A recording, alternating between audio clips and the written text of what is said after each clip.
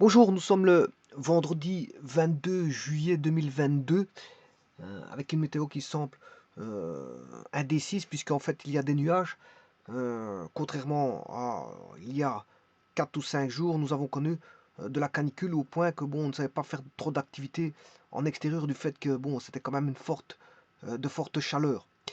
Bon, ici on est le 22 juillet, on a eu des tombées de pluie et le ciel s'est couvert, notamment fortement couvert hier et moins aujourd'hui, mais en tout cas il reste couvert.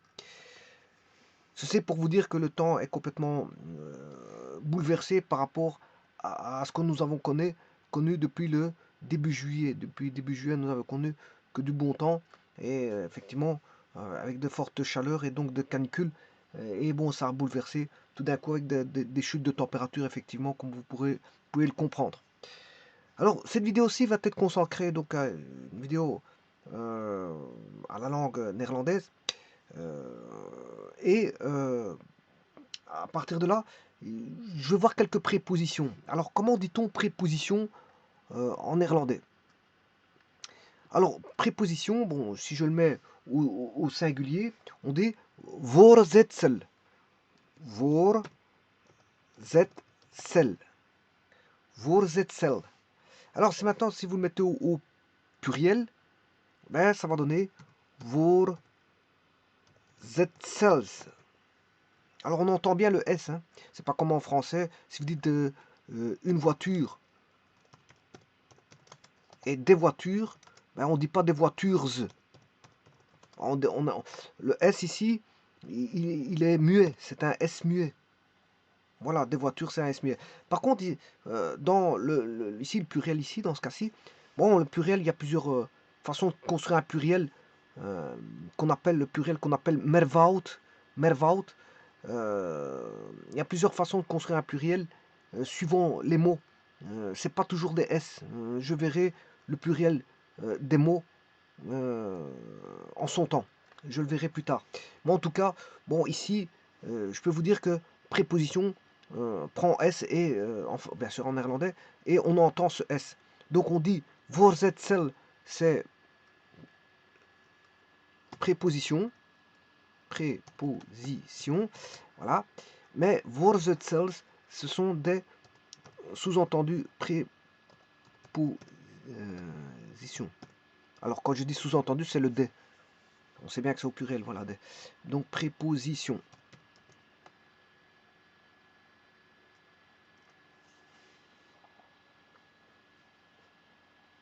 Alors, bien sûr, les prépositions que vous avez en présence ici, bah, je vais donner le sens le plus fréquent de ces prépositions, hein. Je ne vais pas commencer à donner voilà, des exceptions ou quand il est moins utilisé.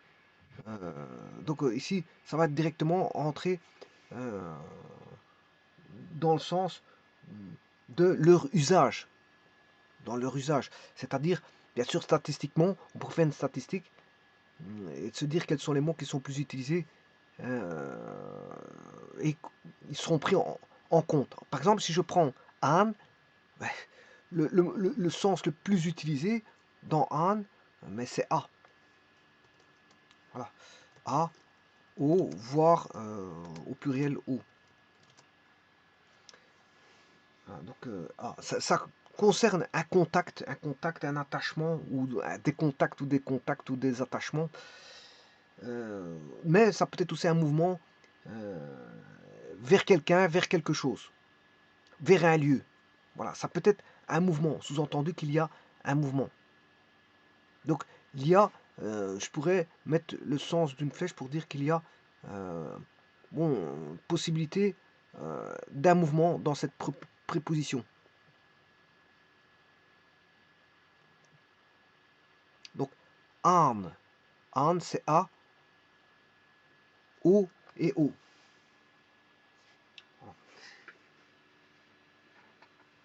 Bon, maintenant, s'il y a un mouvement, on peut se dire aussi que c'est vers.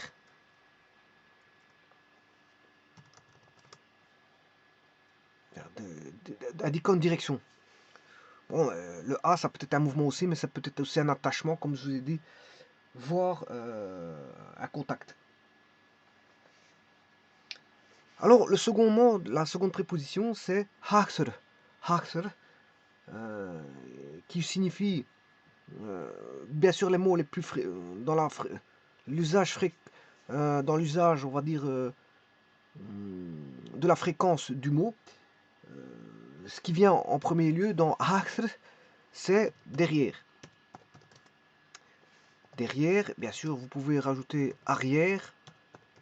En tout cas, si je devais dessiner un cube, je pourrais mettre une flèche derrière le cube pour vous dire que c'est une position arrière. Donc ça indique une position. Donc derrière, arrière, voire après, voire au haut dos, etc. On pourrait mettre pas mal de mots qui signifieraient qu'il y a, voilà,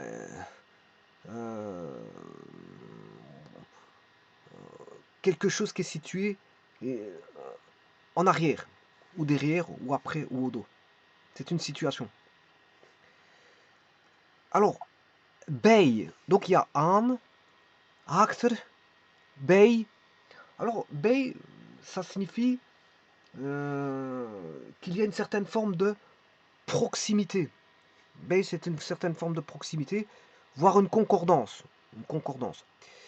Alors, bey, on pourrait dire que c'est proche de. Hein, je vous ai dit qu'il y a une certaine forme de proximité. Donc, proche de, à proximité de,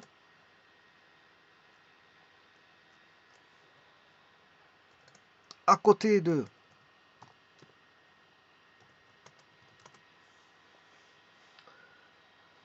Bon, ça peut aussi prendre le sens de chez.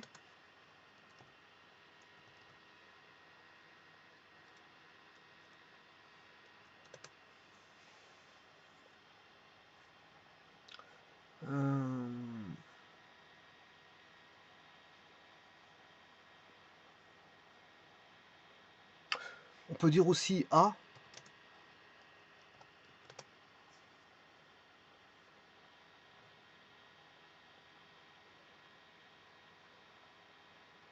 Voilà.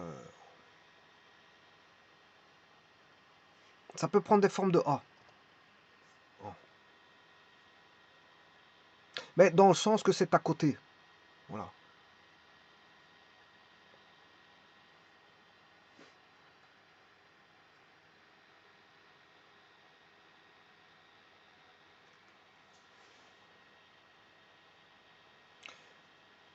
Alors, il y a les mots bine, bove et beute. Alors, généralement, le N final n'est pas forcément appuyé, voire peut-être muet pour certaines personnes qui le disent. Voilà, donc le N final n'est pas forcément entendu. Certains le diront sans le N. Alors on peut dire bine, alors certains diront binen. On entendra pour certaines personnes le N, pour d'autres pas. Binen, bine, binen. Bove, boven.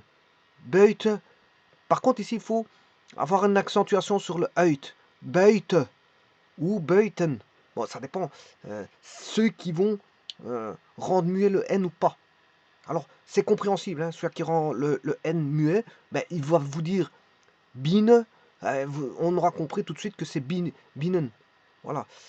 Certains vous diront bove. Ben, vous aurez compris que c'est boven. Voilà. Une fois qu'on sait identifier, je veux dire que la personne a placé un N muet final, ben, on peut comprendre le mot sans aucun problème. Alors, bine, encore une fois, je pourrais mettre un espace qui est un cube et bine, c'est à l'intérieur de ce cube. C'est pour vous dire que c'est une situation qui est à l'intérieur. Alors, je pourrais dessiner un cube, mais je ne le fais pas ici. À l'intérieur de.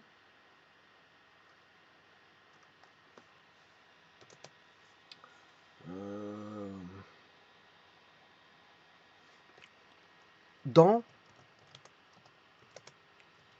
au sein de, au cœur de. Voilà, et bon, et on pourrait continuer la suite, hein. Chaque fois, bien sûr, vous avez 3 petits points, hein, ça, ce n'est pas, on va dire, euh, ce n'est pas, voilà, c'est ouvert, c'est quelque chose d'ouvert, hein, c'est pas quelque chose de fermé. Des propositions pour retrouver pas mal de synonymes de ces prépositions. Donc c'est pas quelque chose de fermé. Les prépositions pourraient continuer la liste.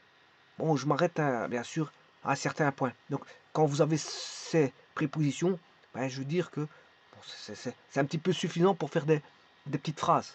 Des petites phrases contenant le mot bine, bove, beute, etc.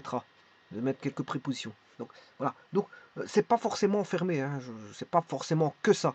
Il y a d'autres possibilités. Mais leur usage le plus fréquent, c'est pour bine, c'est à l'intérieur de, dans, au sein, au cœur de.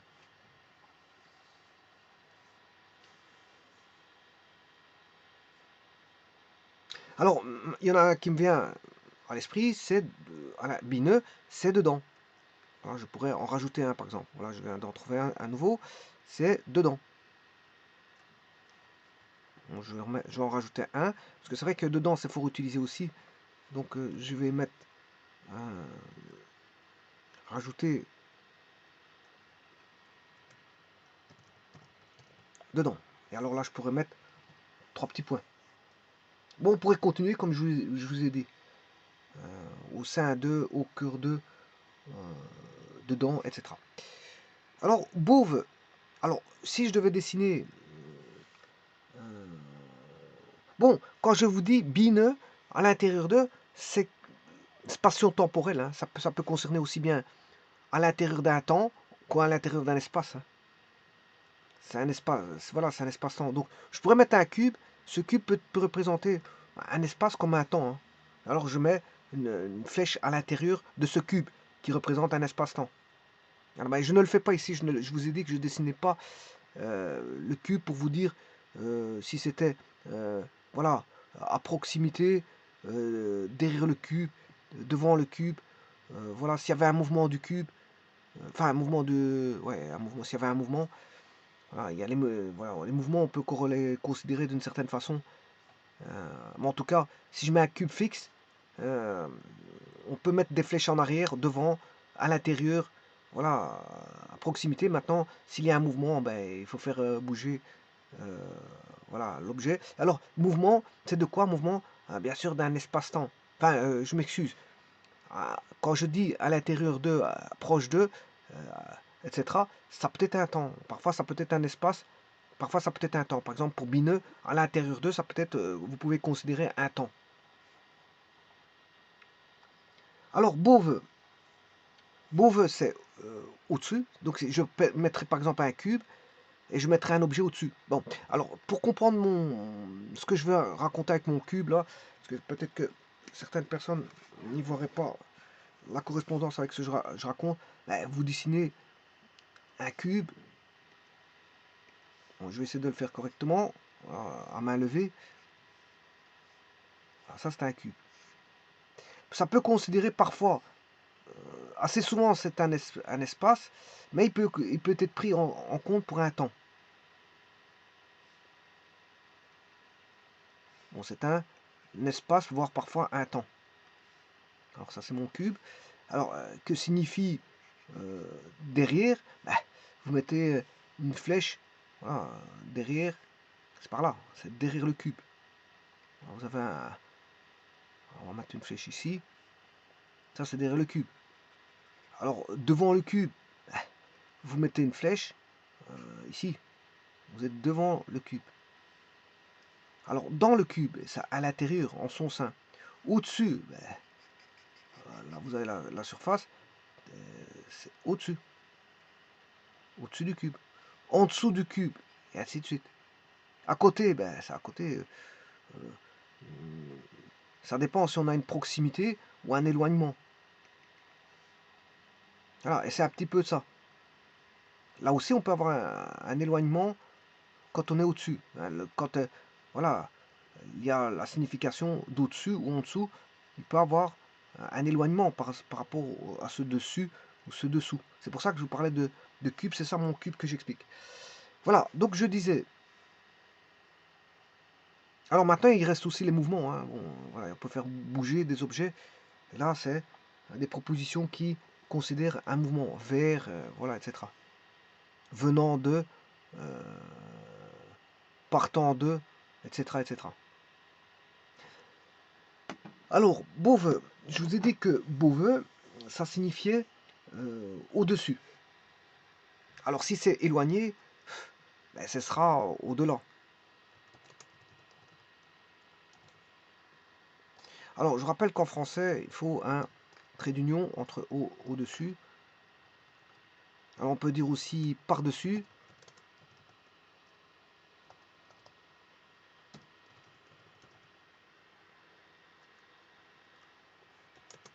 Au-delà.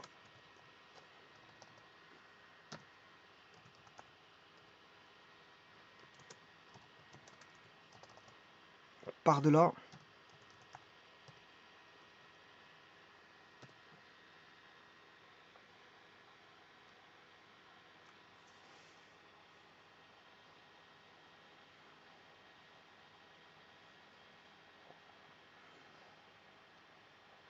Alors, ça peut être aussi en amont, sur, voire en amont de.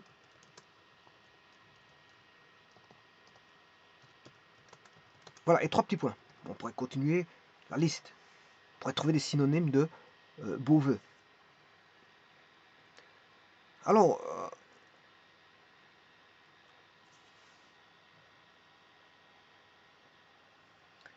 Beute. Beute signifie en dehors. En dehors. Voir hors, en dehors.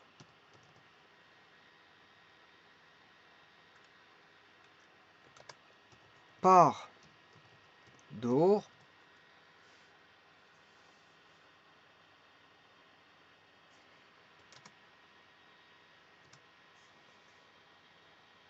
Hors de.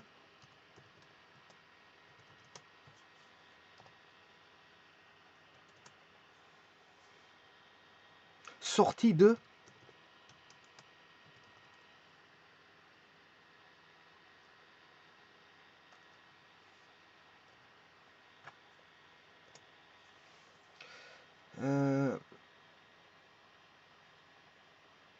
Alors, hors, en dehors de, par dehors.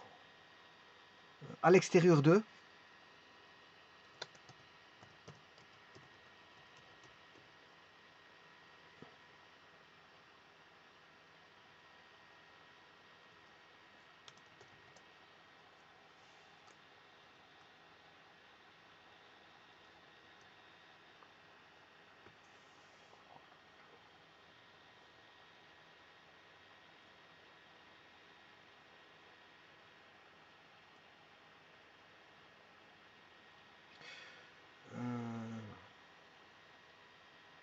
Et ainsi de suite.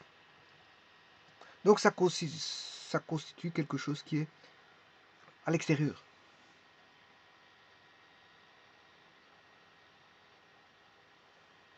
Donc hors de, extérieur de.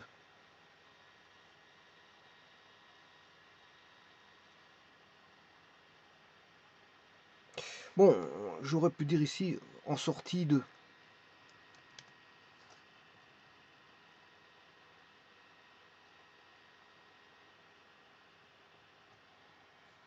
Bon, en sortie de, sous-entendu, en dehors de. Hein. En sortie de, c'est en dehors de. Alors il y a d'or. D'or, c'est à travers. À travers. Au travers.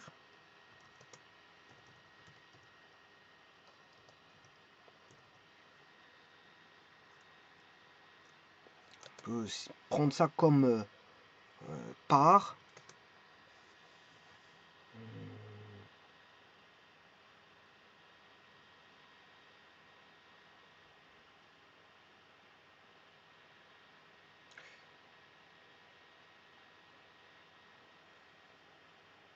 Ça, c'est d'or.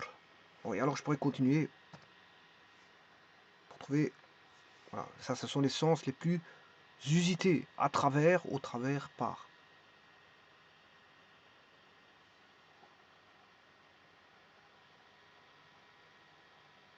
Alors, je vous rappelle aussi que d'or introduit le complément, mais ça, je le verrai. Le complément d'agent pour la voix passive. Donc, quand je verrai la voix active et la voix passive, à ce moment-là, vous verrez l'usage du mot qu'est la préposition d'or. Voilà, donc il interviendra assez souvent, voilà, dans la voix passive.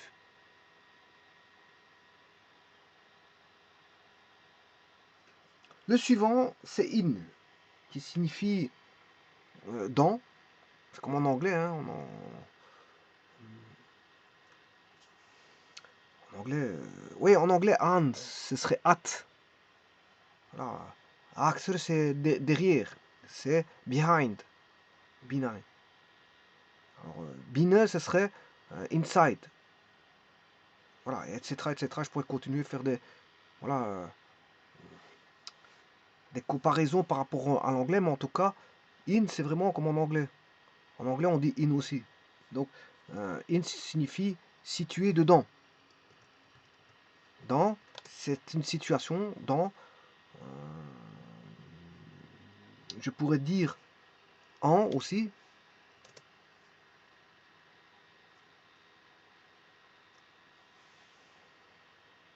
Alors, ça pourrait être aussi y, le y.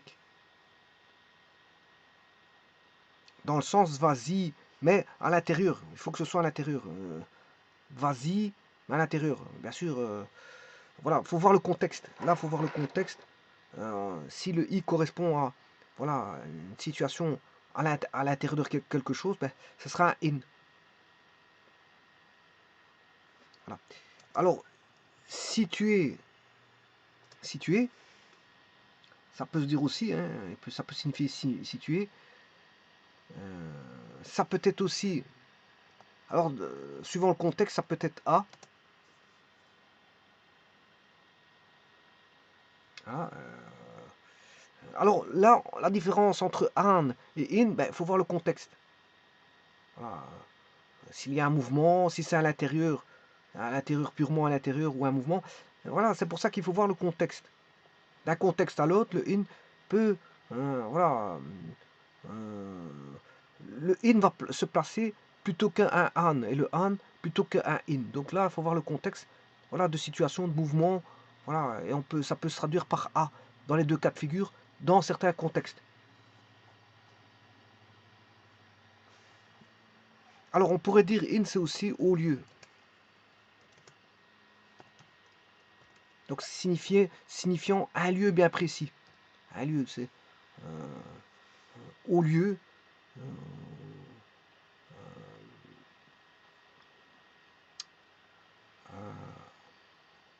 à l'endroit, sous-entendu intérieur.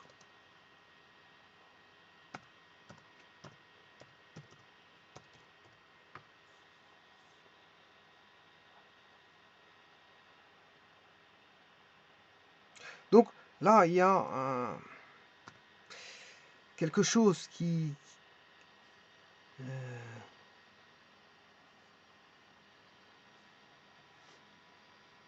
voilà, qui signifie...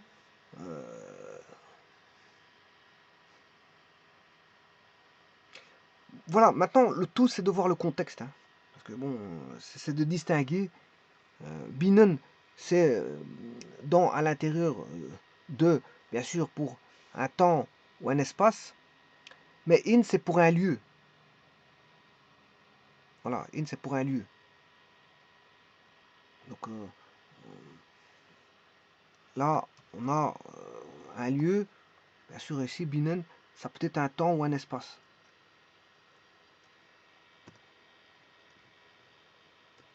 Espace-temps. Ou temps-espace.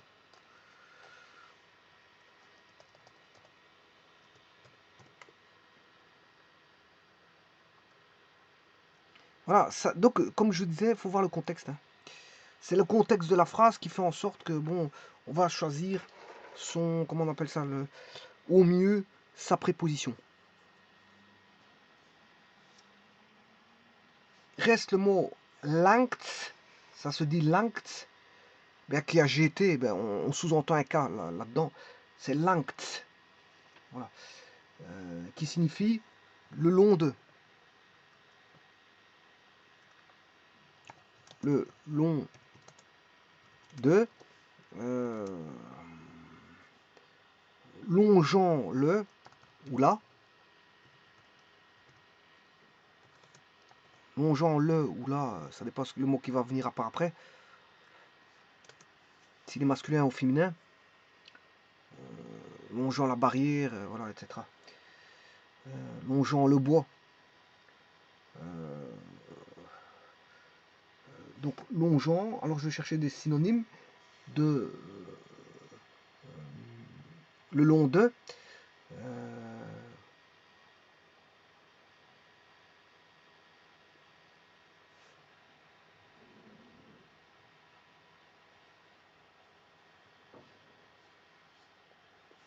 Alors, là, ça dépend si on longe quoi, au niveau de l'espace ou du temps. Ça dépend. Parce que là, si on prend le temps, bah, on peut longer une barrière. Voilà. Donc le long de la barrière, longeant la barrière, au bord de la barrière, au bord du canal, voilà, à côté du canal, sous-entendu qu'on est en train de le longer, à côté voilà, du terrain, dans le sens qu'on est en train de, voilà, qu'on longerait le terrain, à côté ou aux côtés, ça c'est au pluriel. Mais ça peut avoir une connotation aussi temporelle. À ce moment, au niveau temporel, c'est au cours de, au fil de,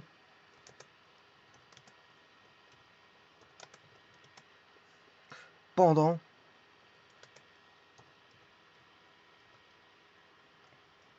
voilà, pendant une durée, etc.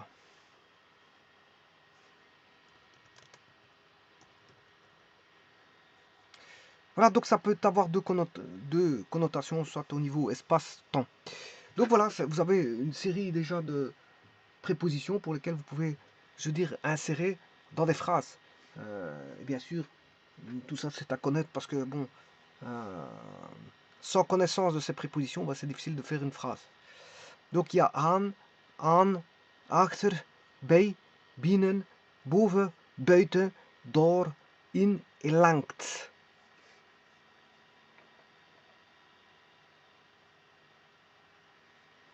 Je vous remercie.